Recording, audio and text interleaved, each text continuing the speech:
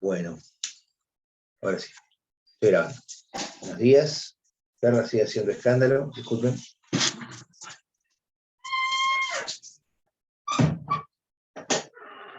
Bueno, vamos a comenzar con el desarrollo de esta parte de la clase, en la cual vamos a tomar como referencia un texto de dos autores argentinos, que son Emilio Tenti Fanfani, que es un autor que es como una especie de prócer de la pedagogía argentina de la actualidad, y Alejandro Grimson. Emilio Tenti Fanfani, sociólogo; Alejandro Grimson, un antropólogo. Actualmente creo que está oficiando como asesor presidencial, si no me equivoco, no lo recuerdo bien. Escriben este libro, publicado en el año 2014, y que da cuenta de una serie de verdades, de frases hechas, que aparecen cuando se discute sobre educación. Ellos van a tratar de discutirlas, ponerlas en tensión, analizar en qué medida son verdad, en qué medida son verdades fragmentadas, ¿no? Y a qué modelo, tanto educativo como de sociedad, son funcionales esas verdades. Parece que está súper interesante el desafío que se plantea. Es un libro que está dividido en la primera parte, donde habla, que es lo que vamos a ver hoy, donde habla de la escuela en términos generales, habla de las mitomanías en relación a los alumnos, y un capítulo que yo le dedicaba mucho en una materia que veíamos antes, que era análisis institucional, donde habla sobre las mitomanías relacionadas con los docentes. Las cosas que se van repitiendo de los docentes, era interesante porque lo trabajábamos en análisis institucional. Yo voy a empezar a desarrollar el libro y voy a ir haciendo algunas consideraciones, ¿no? O sea, bien. ¿Por qué me parece interesante analizar esto? Como le decía, porque yo creo que en estas asignaturas veníamos trabajando cuestiones que tenían que ver con lo teórico, con lo histórico, con lo legislativo, y acá hay un poco una vinculación muy interesante entre lo teórico y lo histórico, ¿no? Van a ver que utilizan teoría, pero también utilizan muchos datos. Bien. Voy a comenzar, sí, ahora sí, con el desarrollo de texto. El texto parte de una idea, de una contextualización. Esto está en la primera página del libro, donde dice, plantea una serie de problemas que que aparecen en la Argentina, o sea, como la pobreza, la corrupción, ¿no? La falta la falta de trabajo, lo que sea, y siempre aparece, ¿no? Incluso hasta los problemas de tránsito, los problemas de todas esas cuestiones de disciplina, siempre hay un justificativo que tiene que ver con que hay delito. ¿Por qué? Porque la escuela ya no enseña disciplina o ya no prepara para el mundo del trabajo, ¿no? ¿Por qué hay corrupción? Y porque la escuela no forma en valores, ¿no? No hace la honestidad, un culto de la honestidad, que hace que los que luego llegan a ser funcionarios públicos tienen una visión muy, digamos, no demasiado clara de qué es la honestidad o de qué son los valores, entonces roban. Digamos, la escuela estaría vinculada con esa situación. Lo mismo con la pobreza, porque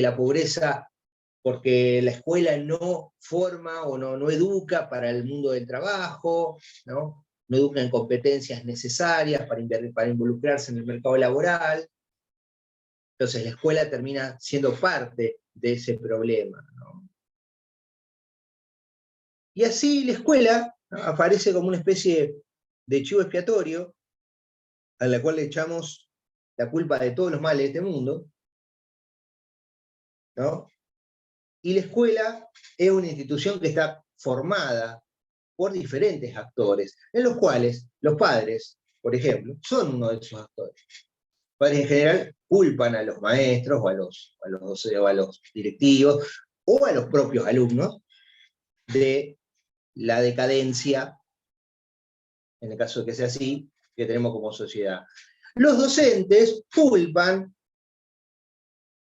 a los padres, a los directivos, a la institución, a la escuela, a los ministros, a quien sea, y a la propia sociedad y la decadencia que tenemos como sociedad, ¿no? Hay una canción que me gusta mucho de No te va a gustar, que dice algo así como: vos querés enseñar pero te faltan ideas, vos sabés señalar pero espera que te vean, algo así dice la canción. A mí me gusta una que dice: qué fácil es señalarme con el dedo y vos sin poderte mirar, dice la canción de No te va a gustar. Bueno, digo, todos tienen algo para decir al respecto. Es más, uno de los grandes problemas que tiene la institución, el análisis de la educación, es que todos opinan. Y todos están, digamos, legitimados para opinar, porque cada uno tiene, desde su lugar, algo para decir.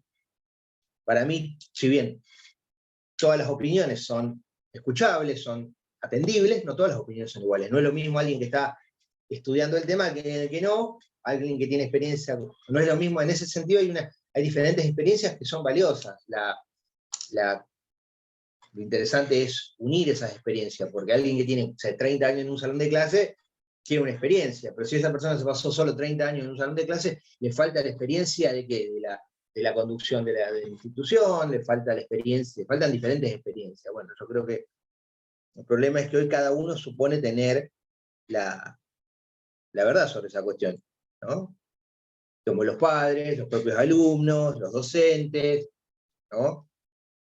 Hay especialistas en educación que se dedican a estudiar los temas, los políticos siempre tienen un discurso acerca de la educación, las empresas mismas hoy tienen una vinculación y un discurso en relación con la educación, y cada uno plantea, digamos, desde su mirada y de acuerdo con sus intereses. Hay una cuestión ahí, o sea, partimos de la idea de que tanto la educación como la escuela son, que ya lo trabajamos en materias anteriores, son dos fenómenos completamente distintos. El problema es asimilar educación con la escuela. Seguimos en esa discusión que teníamos cuando charlamos en la primera materia y seguimos charlando este año. O sea, hablar de educación no es hablar exclusivamente de escuela.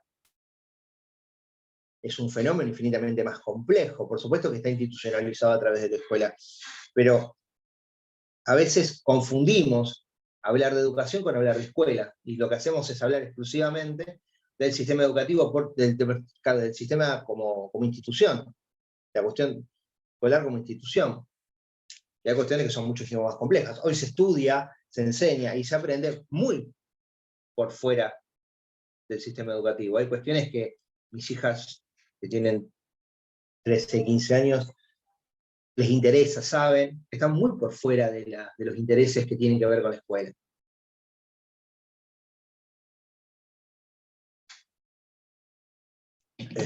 Bien, decía, estos autores van a plantear algo que es súper interesante. Van a decir, lo que vas a sobrevolar en todo este libro es una discusión, esto que yo siempre les planteo a lo largo de toda la asignatura, que es tratar de plantear dicotomías o tensiones que hay entre formas de ver el fenómeno, ¿no? Esto que decíamos del realismo, el idealismo, el principio de principalidad, el principio de subsidiariedad. Van a ver cuando charlemos en la parte que les subí histórica, que es otra discusión que tiene que ver con la centralización y la descentralización, la cuestión educativa. Y les decía, en esas discusiones, ellos van a plantear una tensión. Y esa tensión está vinculada con qué rol cumple el conocimiento. Y ¿qué es el conocimiento? Si el conocimiento es un derecho al cual se accede, entre tantas otras formas, a través del sistema educativo, y que el acceso a ese conocimiento a través de un sistema educativo público y gratuito hace que ese conocimiento llegue a la mayor cantidad de personas posible, ¿no? Entonces diríamos, el conocimiento aparece dentro del ámbito de los derechos. Y hay también una segunda mirada que tiene que ver con que el conocimiento es una mercancía cuyo acceso se define en el mercado y por las propias leyes del mercado. La idea de que como es un conocimiento escaso, no todos van a poder acceder a él, que de acuerdo a la posibilidad que uno tenga del acceso a ese conocimiento, va a tener una calidad de conocimiento diferente. Eso es lo más terrible. Sí. Si alguien quiere hacer alguna consideración, métale, se desmutea y habla. ¿No? Hoy, y de esto vamos a hablar a lo largo de este rato que vamos a hablar, hay una discusión. Ellos se paran claramente desde un lugar donde entienden que el conocimiento, el acceso al conocimiento que se da a través de la educación, es un derecho. Y como tal, ya lo iba a decir después, pero lo voy a decir ahora, porque me lo puedo vincular. ¿Qué pasa cuando el Estado reconoce que algo es un derecho? Establece una obligación por parte del Estado. También, por supuesto, también por parte de los ciudadanos, ya sea sosteniendo esas políticas a través del pago de impuestos y mandando a sus hijos a la escuela y yendo a la escuela, ¿no? Y aprendiendo, porque cuando en el momento que tiene un derecho también tiene una obligación. Pero hay en lo que plantean ellos ahí, cuando el Estado establece que algo es un derecho, se establece la obligación por parte del Estado. En Argentina, quiero contarles un caso que se sabe poco de esto, por eso lo señalo. El 11 de noviembre del 2015, faltando pocas semanas para terminar el gobierno de Cristina Fernández y para que asumiera Mauricio Macri, todavía no habían sido las PASO, el balotaje. El balotaje que Macri le gana a Scioli fue el 22 de noviembre del 2015. El 11 de noviembre de 2015 se aprueba una ley en el Congreso, conocida como Ley Puigros, que es porque la persona que la presentó fue Adriana Puigros, que en ese momento, la autora que vemos en esta materia, en ese momento era diputada nacional por el Frente para la Victoria, y que plantea que la educación superior, la educación universitaria, es un derecho humano. Y es, como tal, una obligación del Estado, digamos, garantizar con políticas concretas, con recursos concretos, ese derecho humano. ¿Por qué es tan importante que diga que es un derecho humano? Los derechos humanos, en su concepción más moderna, tienen dos posibilidades, hay dos líneas. La primera, la que probablemente todos conocemos, que son derechos humanos. ¿Por qué? Porque son un resguardo ante el poder del Estado, que tiene un poder tan fuerte, tan tremendo y por momentos tan violento, que es necesario que haya un resguardo. ¿Y por qué es contra el Estado? Y porque el único que puede violar los derechos humanos es el Estado. En tanto, quien debería resguardarlos y quien tiene el monopolio de la violencia física. Entonces los derechos humanos son un resguardo ante el Estado. Hay una mirada más posterior sobre esa cuestión, posterior sobre la cuestión, que es sumamente interesante, que es, hay una clase de derechos que son derechos humanos en relación con el Estado, porque es solo el Estado el que tiene la posibilidad de hacerlos, digamos, de garantizarlos. Solo el Estado puede garantizar el acceso igualitario a la educación. No hay forma que lo haga el mercado. Como es solo algo que puede hacer el Estado, hay una mirada sobre esa cuestión y dice, bueno, esto también es un derecho humano, en relación al vínculo que hay entre el derecho y la acción estatal. Ahí, en el año 2015, se incorpora la educación superior como derecho humano. Los invito a que busquen la ley, yo la noche la estuve mirando, podría buscar incluso. Y ¿no? Y sumamente interesante porque lo que hace, acá tengo el texto, es modificar la ley de educación superior, y lo que dice es, el Estado tiene la responsabilidad de garantizar la educación superior a través del presupuesto, a través de políticas públicas específicas, y además dice una cuestión interesantísima. Dice, el ingreso a la universidad es irrestricto. Solo con tener título secundario uno puede ingresar a la universidad. Pueden haber instancias de nivelación o digamos, todas esas cuestiones, pero no puede ser una persona eliminada de la universidad en un proceso de eliminación previa. Se encargará el propio sistema después a través de los exámenes, a través de la exigencia de que los que puedan continuar sosteniendo el esfuerzo lo puedan hacer. Bien, eso se establece a partir de 2015. ¿No? O sea, hasta ese momento teníamos, por supuesto, la educación universitaria gratuita, pero no estaba establecido como derecho humano. Me interesaba plantearles eso. Decía, también, volviendo a la línea con la que veníamos trabajando, yo van a decir, ¿por qué es tan importante pensar la educación y el acceso al conocimiento como derecho? Porque la educación y el acceso al conocimiento es probablemente la más importante herramienta para garantizar la movilidad social. ¿Qué significa la movilidad social? Romper con lo que se llama el determinismo social. ¿Qué es el determinismo social? Que si uno nace en una familia trabajadora, su propia experiencia vital,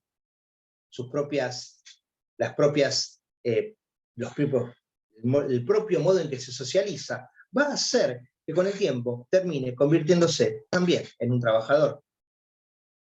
La educación nos permite acceder en tanto primero al conocimiento y después, o sea, a obtener herramientas que nos van a permitir ser lo que queramos ser por fuera de nuestras posibilidades al momento de nacer. Siempre pongo este ejemplo, no es el mejor ejemplo, pero a veces y esa situación tiende a reproducir una sociedad. Tiende a reproducir un tipo de sociedad, ¿no? Una sociedad estratificada, una sociedad donde cada uno ocupa el lugar que debe ocupar. ¿No? El debe es una ironía. Siempre pongo este ejemplo, no es bueno poner ejemplos que tengan que ver con uno, pero siempre también lo que uno tiene cercano es su propia experiencia vital, entonces por ahí la puedo compartir con ustedes. Mi bisabuelo fue un analfabeto peón rural. Mi abuelo hizo la primaria, fue primero peón rural y después fue trabajador metalúrgico. Mi papá fue trabajador metalúrgico y terminó el secundario en la escuela técnica. Y yo, como no quería trabajar, me dediqué a la docencia. No, a ver, como no quería poner el lomo, dice mi viejo, me dediqué a la docencia. Uno dijo en una clase, pues querés tener 3 meses de vacaciones al año, que también es una mitomanía eso, pero a ver, hay ahí. ¿Y qué es lo que atravesó toda esa experiencia vital? Sí, haber accedido a la educación. Hay un vínculo para mí entre la educación y el modo en que uno va, queda feo decirlo, ascendiendo socialmente. Es una herramienta. es una herramienta disponible en un país como este. Hay países donde esa herramienta de la educación como instrumento para el ascenso social no está disponible. Si uno nació en una familia pobre, va a morir en una familia pobre. Es más determinista. En Argentina, si bien no es un lecho de rosa, existe la posibilidad de que alguien que nace en una familia humilde pueda, con un gran esfuerzo, llegar a la universidad, formarse, tener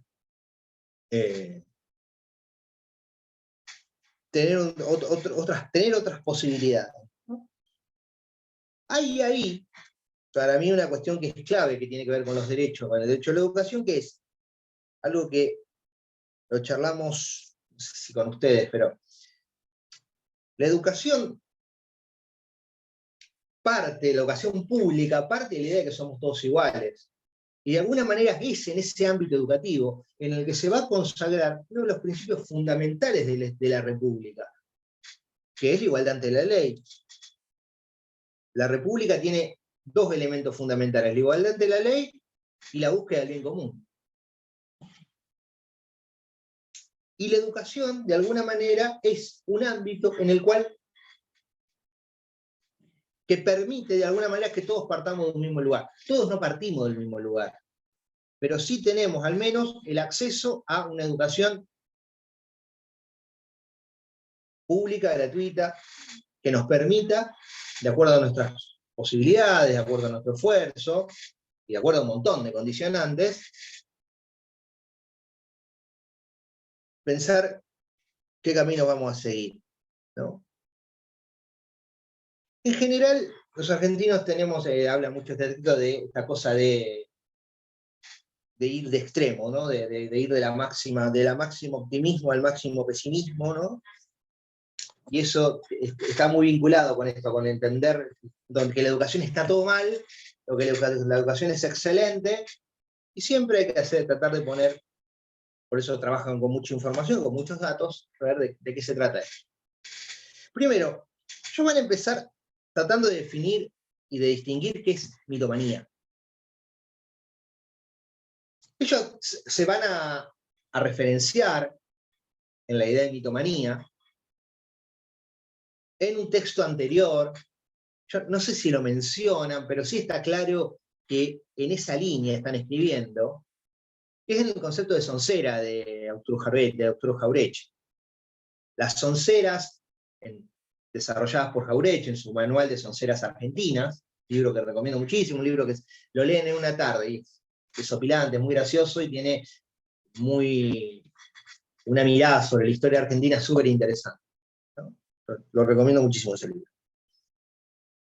Decía, la idea de soncera, que es como una especie de verdad de perogrullo, de verdad instalada, que parten de una soncera original, una soncera primaria, que es la idea de civilización o barbarie que plantea Sarmiento en el Facundo, la idea de que hay una parte civilizada que viene de Europa y una parte bárbara que está acá, o sea que todo lo que está acá merece es objeto de vergüenza, ¿no?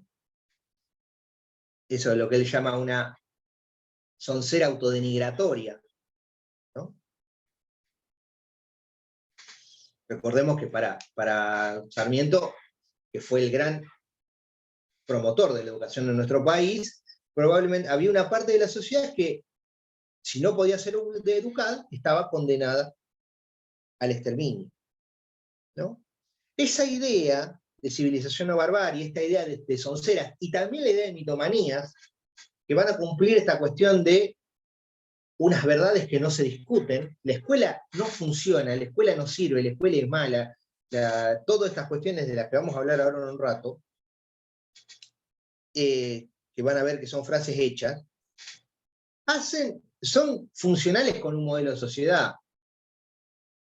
O sea, en otro texto muy interesante de Jauretche, que se llama La colonización educativa, lo leí hace 1000 años, lo que hace es analizar desde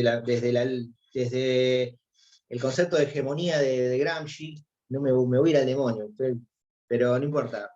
El concepto de hegemonía de Gramsci, que es la idea de hegemonía, es una herramienta de la cual disponen las clases dominantes para hacer coincidir sus intereses con los de las clases dominadas, o los intereses de las clases dominadas con sus propios intereses. Eso se llama hegemonía, y se ejerce a través de diferentes aparatos del Estado. Generalmente desde los aparatos ideológicos del Estado, diría Althusser. Estoy tirando toda la carne a la parrilla. Estoy tratando de... pero después lo pueden ver con más detenimiento, ¿no? Decía, estas mitomanías lo que hacen es reproducir una serie de verdades, y hay una primera, y esto ya sí entrando bien en el libro, va a decir, hay una primera verdad que van a plantear, que es que todo tiempo pasado fue mejor. ¿No? Hay una canción del Flaco Spinetta que dice, aunque me esfuercen, yo nunca voy a decir que todo tiempo por pasado fue mejor, mañana es mejor, dice.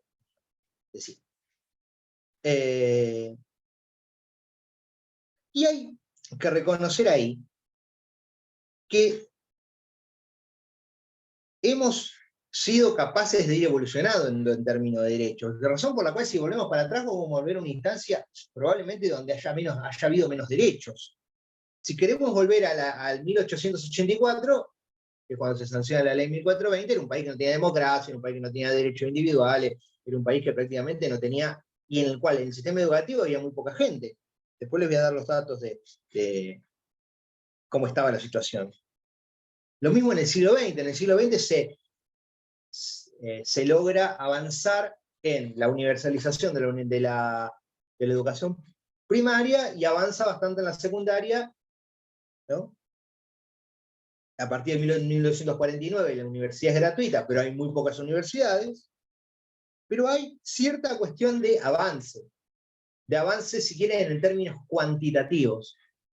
Una cuestión interesante para la educación argentina. La educación argentina en general, las políticas públicas en Argentina en general, y la educación como parte de esas políticas públicas, son por lo general muy buenas en términos cuantitativos, o sea, extendiéndose, llegando a la mayor cantidad de gente posible, y tiene serios problemas en términos cualitativos, en términos de calidad. O sea, podemos extender el sistema previsional a casi al 100%, con jubilaciones que son bajas. Podemos extender nuestro sistema educativo 100% con serios problemas de gestión al interior del sistema educativo. Está llorando mi hija. Las delicias de dar clase en la casa. Bien.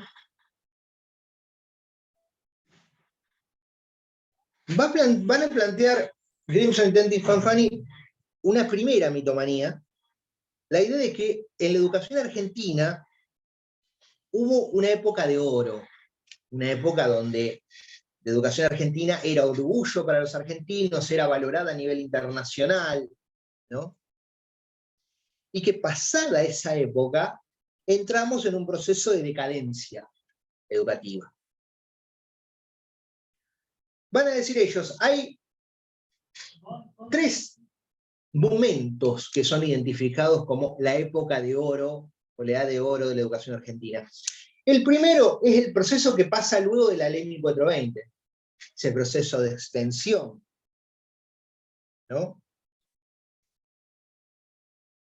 La ley 1420 se planteaba, dentro de sus objetivos, universalizar la educación primaria y terminar con el analfabetismo. Quiero compartir algunos datos. Son datos, si estuviéramos en clase, podría utilizar el pizarrón y escribir. La ley 1420, se sanciona en 1884,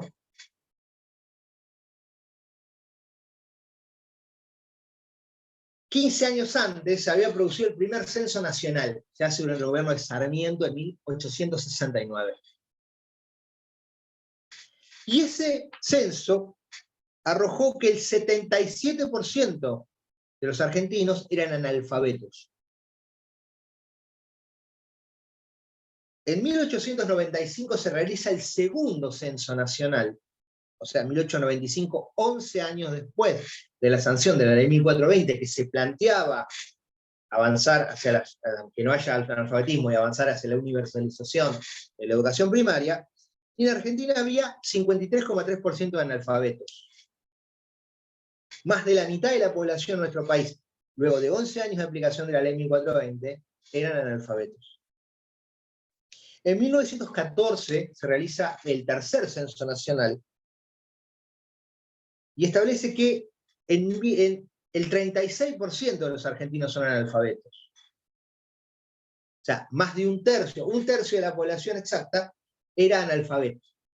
Más de un tercio. Y en 1947 se llega a 14%. Es un montón igual. Hoy estamos en un número que está en el 1,8, si no me equivoco. 1,8, 1,9. Había aumentado un poquito. ¿Qué quiero señalar con esto? Si partimos de la idea de que esa es la época de oro, era una época donde había más de la mitad de la población argentina que no sabía ni leer ni escribir. Pero a mí me interesa otro dato que es muy importante, que es las políticas educativas obtienen resultados en el largo plazo. No hay políticas educativas que obtengan resultados rápidos.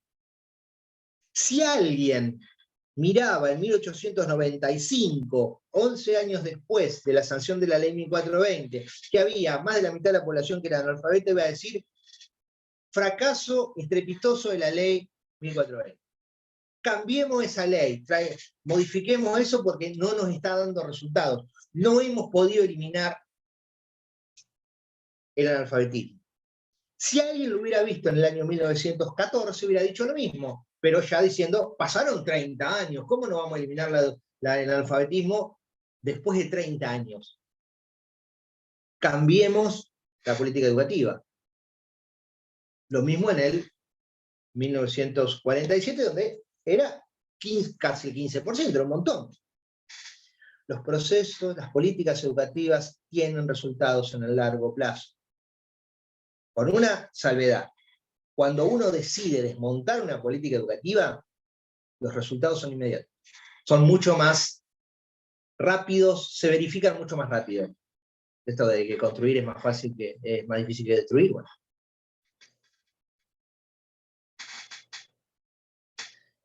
Decía, hay también una explicación de esa cuestión de por qué Argentina fue uno de los primeros países, un país pionero en términos educativos, ¿no?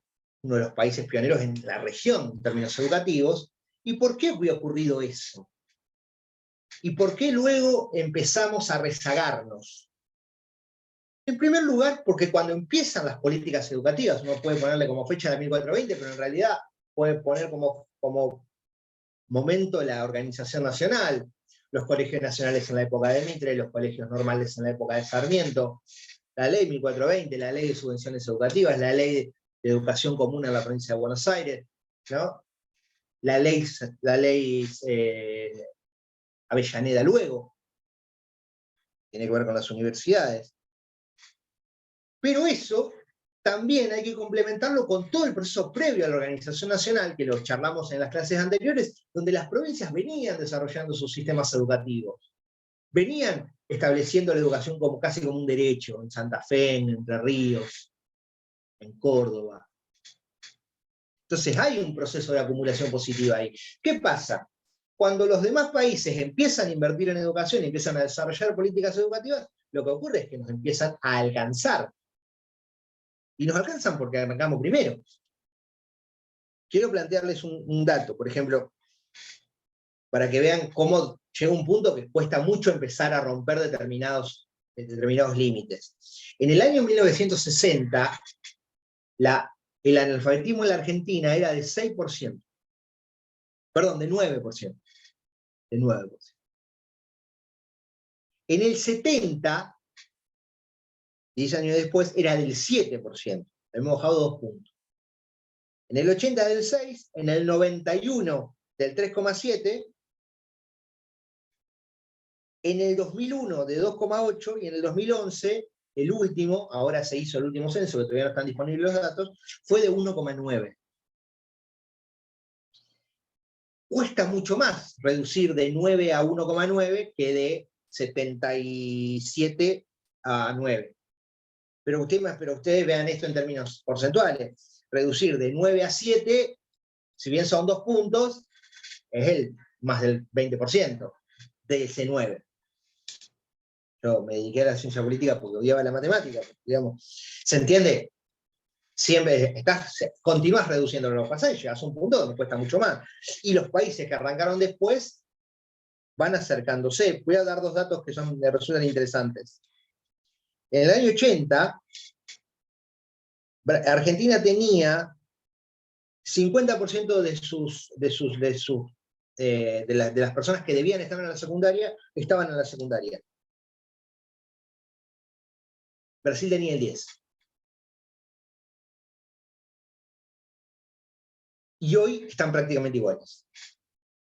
Y en 1980 el promedio de educación de años pasados por el sistema educativo era en Argentina de 6,2 y en Brasil de 3,4. Era prácticamente la mitad. Hoy están iguales.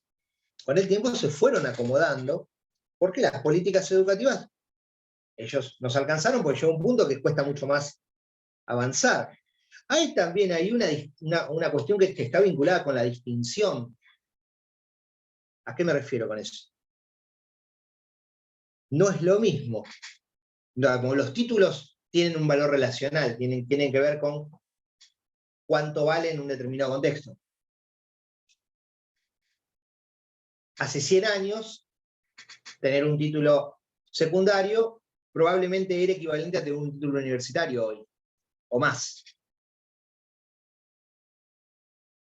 Más, hoy si uno tiene un título universitario, tiene que ir a hacer la carrera docente, tiene que ir a seguir estudiando porque se lo comen vivo. Uno de mis maestros me dijo, el mundo no es de los generalistas, es de los especialistas. O sea, uno tiene que especializarse. Eso en términos de sociología de la educación se llama inflación de credenciales, ¿no? Cada vez es necesario tener más credenciales para poder distinguirse. En esa época de oro solamente bastaba con tener la primaria para poder ser una persona integrada socialmente. Si uno tenía la secundaria y era alguien que estaba en condiciones, en muchas mejores condiciones, ni hablar en que tuviera un título universitario. En pocas universidades en Argentina. Bien. Hay una segunda época de oro que se identifica con la época del peronismo, entre el 45 y el 55. ¿Por qué? Porque hay mucha inversión en educación técnica, está la gratuidad del sistema de las universidades, hay un aumento en el ingreso a la educación, del acceso a la educación. Sin embargo, era una época donde había muy pocas escuelas. En Formosa, en la provincia de Formosa, no había escuelas secundarias. O sea, uno debía irse de su provincia para poder estudiar. La cantidad de personas que estaban en el sistema educativo no eran tantas. Imagínense que cuando Perón llega al gobierno había 14% de analfabetismo todavía. Profe, Sí. Pero la verdad que en la cantidad de habitantes que ahora somos, por ahí el nivel de alfabetismo, a pesar de que, como usted dice, no es tanto el porcentaje, en cantidad de personas es significativo, porque somos mucho más. Sí, el porcentaje te permite encontrar un modo de cuantificar una situación, ¿no? Por supuesto, sí. En cuanto a cantidad, sí. Siempre, sí, en cuanto a cantidad, sí, pero el tema es que siempre lo haces en relación con la totalidad. Uh-huh. Por supuesto que hay un modo, sí. O sea, pues seguramente no está en la misma proporción, pero sí, 1,9 en la Argentina te está dando... debe estar dando 500.000 personas aproximadamente, no, un poco más, 1 millón de personas capaz. Un país que tiene 48 millones de habitantes, casi el 2%, 1,9 es casi el 2%, te está dando un número cercano al millón de habitantes, 1 millón de personas. Uh-huh. Yo conozco personas, yo trabajo en la cárcel hace 16 años, conozco muchos internos que no saben leer. ni escribir.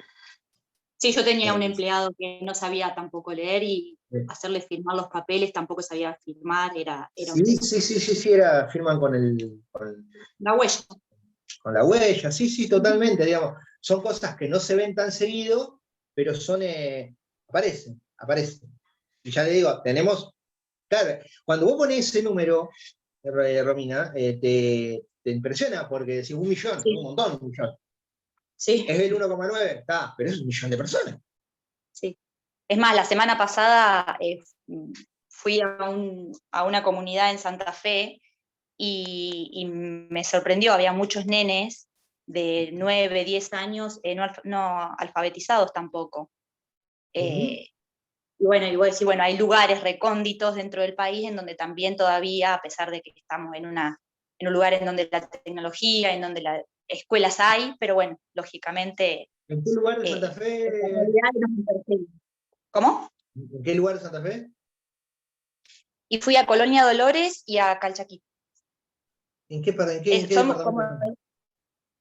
No, en realidad de Santa Fe era una comunidad aborigen, la comunidad Mocoví. Bien. Bien. Bueno, che, Pero buenísimo. Sí, sí. claro, o sea, imagínate 1 millón de personas, es un montón. Y además tenés, y también encontrás, y eso cualquiera que haga educación lo va a ver, chicos que están en 3.º o 4.º grado de la primaria que están dudosamente alfabetizados. Sí. Y es tremendo, por eso digo, sí, bueno, a ver, hay como en su momento había como una relación, si estás en 3.º grado de la primaria ya estás alfabetizado. Exacto. Había como un vínculo entre esas dos situaciones. Hoy no está el vínculo, no está totalmente, no es automático. Uh-huh. Y es muy, muy preocupante esa situación. Bueno, decía,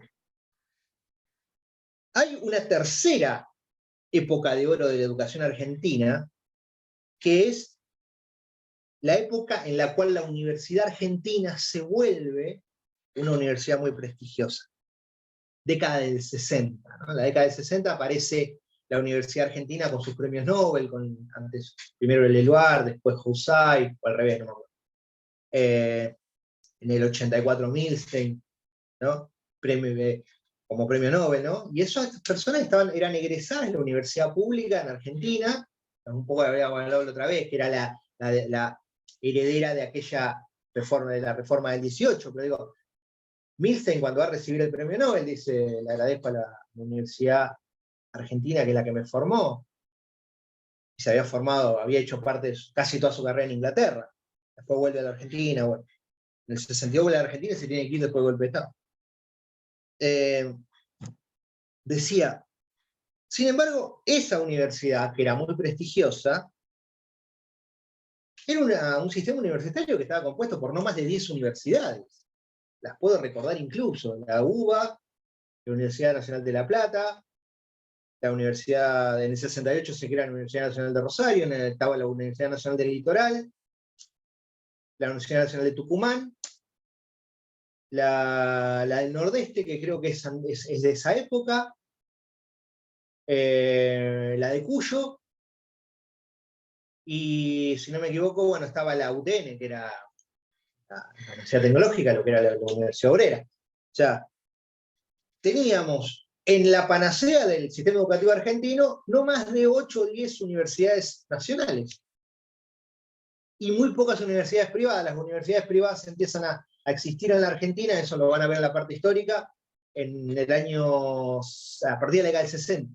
Durante el gobierno de Frondizi se prueba que las universidades privadas puedan dar títulos habilitantes. La famosa discusión de laico libre. Bueno, también esa universidad, que era la Universidad de la Noche de los Bastones Largos, donde entraba a la Universidad de Ciencias Exactas y la policía y el ejército agarraban a palos no a la gente, pero también a las computadoras. O sea, en el 68 en la Argentina se estaba desarrollando, 66, se estaba desarrollando la primera computadora, que se llamaba Clementina. Entraron a la Universidad Exacta y le hicieron pelota a palazos. ¿No? Entonces digo, ¿cuál es la conclusión a la que llegan estos autores, Tenti, Fanfani y Grimson? No hay época de oro. Hay un proceso de acumulación que tuvo sus problemas, que tuvo sus cosas positivas, sus cosas negativas.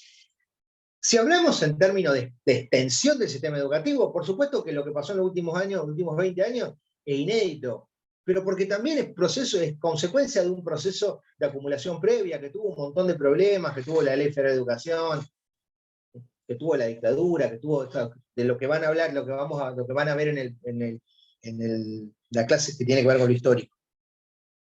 Pero si hablamos de extensión, y sí, hoy la mayoría de la gente está en el sistema educativo, hoy hay más de 50 universidades públicas y más de 50 universidades privadas, o sea, hoy el acceso a la universidad está garantizado en el ámbito público por ley, y a nadie se le ocurre pensar que esta es una época de oro de la educación.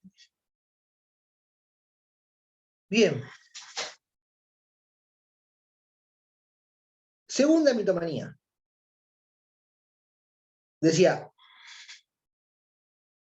Dicen los autores, si recuperamos la escuela de hace 100 años seremos potencia. ¿Por qué? Porque en ese momento éramos potencia. Potencia significaba PBI per cápita. El PBI per cápita se dividía entre 300 familias en este país, hace 100 años. Pero decía, antes se enseñaba y se aprendía en serio, ¿no? Había más exigencia, los docentes eran más exigentes, sabían toda esa cuestión. Bien. Tengamos claro una cuestión. Primero, esto que decía antes, el nivel de extensión de la educación era muy bajo, si pensamos en hace 100 años. Segundo, una de las cuestiones que cambiaron fundamentalmente fue el fin de la escuela, no de la educación, de la escuela. La escuela aparece en el siglo XIX en el marco de una estrategia de nacionalización, de generar una identidad común, que se extendiera a través de la escuela. Eso es la nacionalidad, una identidad común, ¿no?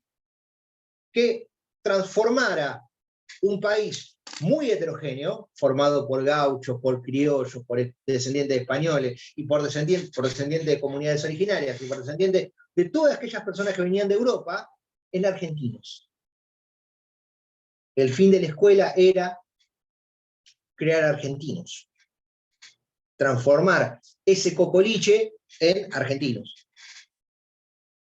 En el 1900, el objetivo de la escuela cambia fundamentalmente hacia un objetivo que tiene que ver con la preparación para el mundo del trabajo. Cuando Argentina comienza a desarrollarse tímidamente en la década del 30, en la década del 40, y en la década del 50, es necesario crear mano de obra. Hombres útiles, siguiendo a Belgrano, ¿no? Entonces, hombres útiles, capaces de involucrarse, insertarse en el mundo del trabajo. Todavía eso es parte de las currículas, está muy presente en las currículas. Y la escuela, a partir de la década del 90, no es ajena a los cambios sociales. Y la escuela comienza a transformarse en un lugar donde los chicos van a comer y a socializar, porque lo que hace es hacer algo ante esa situación. Del mismo modo que durante la pandemia, la escuela se transformó en un lugar donde se repartía comida, donde las familias que mandaban a sus hijos a la escuela para que los hijos pudieran comer, pudieran continuar recibiendo. La escuela tuvo un cambio, debió adaptarse a la pandemia. Digo, ¿por qué plantean esto? ¿Por qué no es posible analizar y evaluar la escuela y la educación sin entender en qué momento están operando, ¿no? Si volvemos a la escuela de hace 100 años, vamos a hacer potencia. Y la verdad que no sé. No obstante, si bien ha habido un montón de cambios, yo siempre digo esto, es una imagen que hago, o sea, si un médico, ¿no? Un médico del año 1922 se muere y por algún motivo hoy despierta como médico, no sabría qué hacer. Ha cambiado tanto la técnica, ni hablar un ingeniero, ni hablar no sé, alguien que se dedicaba a la tecnología, ¿no? O sea, no sabría qué hacer. Un maestro que se resucita, un maestro de 1922, resucita hoy, agarra la tiza y empieza la clase. puedes dar algo que no tenga nada que ver, pero la técnica no cambió. Es la tiza, el pizarrón. No podría dar clase por Zoom, pero digo, hasta que consiga un pizarrón y una tiza y lo firme. Digo, lo que cambiaron fueron los fines de la escuela y de la educación. Hay una tercera mitomanía, acá es una hora, pero la idea de que la escuela era una instancia, un espacio de integración en la cual están todas las clases sociales adentro, ¿no? Uno iba a la escuela y estaba en la escuela pública el hijo del juez, el hijo del carnicero, el hijo de... ¿no? Les recuerdo que en ese momento las escuelas no eran espacios donde estuvieran todos. Hace 100 años, en este país, había 14% de analfabetismo y la mayoría, muchos no estaban en la escuela, no estaban en el sistema educativo, razón por la cual no estaban todos. Había un montón de gente que no estaba en la escuela. Por supuesto, uno iba a la escuela y encontraba en un mismo espacio público, porque todas las escuelas eran públicas, no había escuelas privadas en ese momento, había algunas escuelas que eran de comunidades, por ejemplo, la comunidad judía tenía sus instituciones, pero no había escuelas privadas. Uno no podía elegir mandar a su hijo a una escuela privada, no, iba a la escuela pública. Pero en esa escuela pública había distinción. O sea, no era lo mismo. O sea, si uno iba a la escuela normal en el año 1950, 60, cuando yo hice la escuela todavía estaba presente un poquito eso, sí, iba a ir a la escuela con la hija del intendente, con el hijo de un juez, y el hijo de un comerciante del centro iba a ir pero en el normal. Si ibas a la escuela 6 como fui yo, no. Te ibas a encontrar con un montón de pibes de la periferia y algunos pibes del centro, que dentro de esa escuela estaban distinguidos según el curso al que fueran. En los del A estaban los que eran del centro, en los del B estaban los que eran un poquito más lejos, y a medida que uno iba avanzando en las letras, se diferenciaban las personas que estaban dentro de esos cursos y se parecían los que estaban, se diferenciaban para afuera y se parecían para adentro. Yo siempre cuento esta anécdota, yo siempre fui un buen alumno, y me acuerdo estaba en 6º grado, 7º grado y era abanderado. Y entonces, en un momento estaba mi mamá en el acto y se plantean, ¿cómo puede ser que el abanderado sea del B? Hay dos posibilidades, o saquen el abanderado o pásenlo al A. Porque pasaba lo mismo en la escuela donde yo iba, profe. Lo mismo con los turnos en el turno. Claro, no. Que lo mismo pasaba en la escuela donde yo iba. El turno mañana. El turno tarde ya era claro, como. El turno Era como mañana era para los chicos. El turno era. Sí. Ya si ibas el a la turno tarde mañana ya iban era los que más. Nosotros íbamos a la tarde y al B. Entonces sí, éramos como los medio. Es verdad, hacían esa diferenciación. A la mañana. Entonces te decían, no. ¿Cómo el abanderado va a ser el?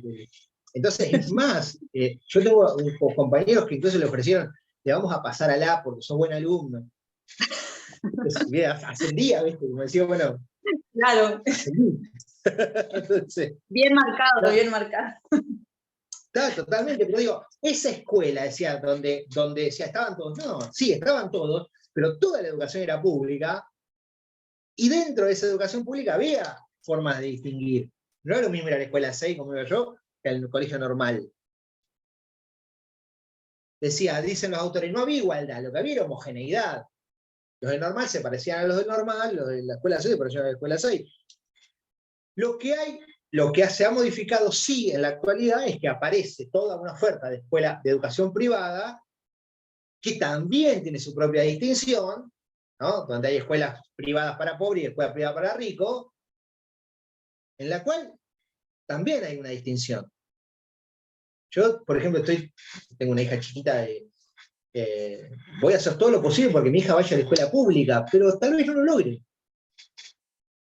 O sea, tal vez no logre que mi hija consiga un banco en un maternal o en una escuela, en un inicial o sea, en el normal, que yo vivo a 4 cuadras. Porque hay un montón de gente que quiere ir ahí. Entonces tal vez termine partiendo de la idea de que la quiero mandar a la pública, termino mandando una privada porque no me queda otra. Yo voy a hacer todo lo posible. Decía,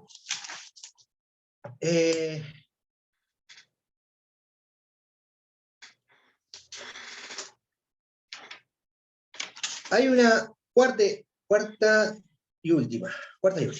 Sí, porque ya va una hora. Al final les voy a dejar como 2 horas y pico de clase. Cuarta mitomanía. La educación antes era de mayor calidad, ¿no?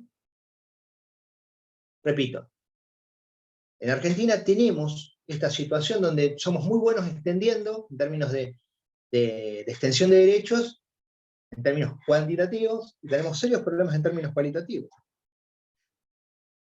Sin embargo, en términos de educación hay también un problema que tiene que ver con cómo medimos la calidad educativa. Están las pruebas PISA, están diferentes pruebas, y hay sistemas educativos que se arman. El sistema educativo chileno está armado desde su base para resolver las pruebas PISA. Vos, un pibe de primer grado de un colegio chileno, se prepara y se estudia y se evalúa con la dinámica de las pruebas PISA, para poder resolverlas, para poder estar bien en las pruebas PISA. Por eso digo, y nosotros estamos más o menos ahí, parejo, con Chile, digo, con esos países. Yo tengo una compañera chilena, profe, que tiene el hijo que está terminando el secundario y para ingresar a la facultad lo mismo, les toman examen y si no sacás cierta nota no podés ingresar a la facultad. En Argentina es... Además de lo que sale, mandarlo. Sí, allá es doblemente expulsiva, es por examen y además hay que garpar. Y te tenés que endeudar para poder pagar la universidad y todo. Por eso, cuando uno va a Mendoza o a San Juan, se encuentra con un montón de chilenos cursando las carreras. Después se van a Chile a ejercer y hablan mal de los argentinos. Tiene razón. Lo único que me preocupa, sí, ellos ahora van a poder estudiar tranquilos porque viene el mundial, van a poder... Pero lo mismo pasa con la educación. No tienen cómo distraerse en este momento del año. Bueno, les decía, además hay otra cosa, ¿cómo se evalúa en términos de calidad educativa cuestiones tan complejas como las políticas de memoria, verdad y justicia? ¿No? ¿Cómo se evalúa eso? O la discusión política, o la democratización, o la ESI, ¿no? Todas esas cuestiones, ¿cómo se evalúan en términos? Es súper compleja la cuestión. Dice algo interesante un autor que ellos no nombran, que es Norbert Elias, que es un teórico de la sociología, que dice que en general cuando uno compara en términos de calidad, compara lo mejor de lo bueno con lo peor de lo malo. ¿Se entiende? Cuando uno dice, bueno, no, Argentina es un desastre en relación con... Entonces vos buscas un elemento donde estamos en negativo y lo comparás con un elemento en que otro país está en positivo, y sí, te va a dar mal. Si lo haces al revés, probablemente te dé bien. Bueno, de esto hablábamos, hay una serie más de cosas, pero ya son las 11, las 11:10, una hora que estoy... Esta es un poco la introducción teórica que quería darles a este tema. Tienen a la página subido el libro es espectacular, lo leen en 2 patadas, y es buenísimo porque mezcla teoría con historia y es muy gracioso además. Se los recomiendo muchísimo. Van a tener subida la parte histórica, y yo les repito, o sea, para los que no me escucharon al principio, voy a hacer un cuarto trabajo práctico que va a tener probablemente una sola pregunta y no va a ser tanto de análisis, de que tengan que leer, sino que probablemente sea de desarrollo, que tenga que ver con algo. Voy a buscar la manera de que lo puedan resolver sin tener que estar volviéndose locos. Ya pasamos tres, tenemos todavía uno pendiente, pero ya pasamos 3 trabajos prácticos, algunos ya me los entregaron, ya los voy corrigiendo. Y hasta ahora, en los 2 primeros, viene bastante bien en cuanto a cantidad de entregas y toda la cuestión. Probablemente el cuarto sea, repito, una cuestión más conceptual, o más de que se explayen sobre alguna cuestión que esté vinculada con esto. Lo voy a ir resolviendo. Para que no tengan que meterse en todo eso. Van a ver que hay un montón de bibliografía que les subí. Bien. ¿Alguien quiere consultar algo, preguntar algo respecto, por ejemplo, del práctico que tenemos vigente, algo?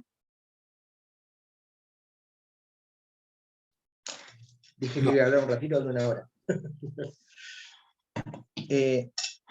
Dicho esto, les repito, vamos a cortar acá y una vez que esto baje, les voy a subir las 2 partes de la clase.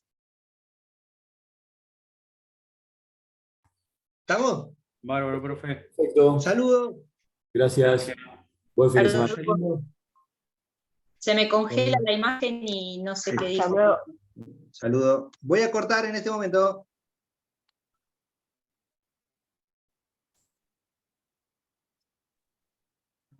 Tengo mala señal, disculpen. Primero voy a dejar de grabar. Dejar de grabar.